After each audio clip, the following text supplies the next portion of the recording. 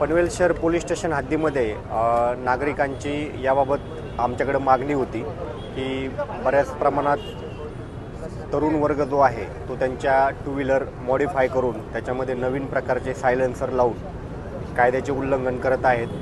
अशा गाड्यांमधून मोठ्या प्रमाणात आवाज येत आहे आणि नागरिकांना त्याचा त्रास होत आहे। अशा वारंवार तक्रारी आमच्याकडे येत होत्या। त्या अनुषंगाने पनवेल शहरचे पोलीस निरीक्षक नितीन ठाकरे यांनी आणि यांच्या टीमने याबाबत मागील काही दिवसापासून गांभीर्यपूर्वक कारवाई करून आज जवळजवळ 10 गाड्यावरती कारवाई करून एकूण 14 सायलेन्सर जप्त करण्यात आलेले आहेत आणि जवळजवळ 18,500 रुपये दंड आपण या गाड्यांवरती केलेला आहे।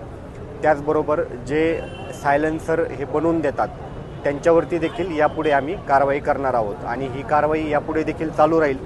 त्यामुळे पनवेल शहरच्या सर्व नागरिकांना माझं याबाबत आव्हान आहे, सर्व तरुणांना, की आपण अशा पद्धतीने गाडीमध्ये कुठल्याही प्रकारचे सायलेन्सर मॉडिफिकेशन करू नये।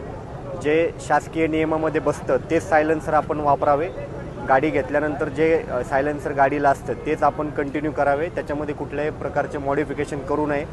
जर आम्हाला या प्रकारे जर पुनश्च जर गाडी सापडली तर त्याच्यावरती नंतर लायसन कॅन्सलेशन, RC कॅन्सलेशनची सुद्धा कारवाई आमच्याकडून करण्यात येईल।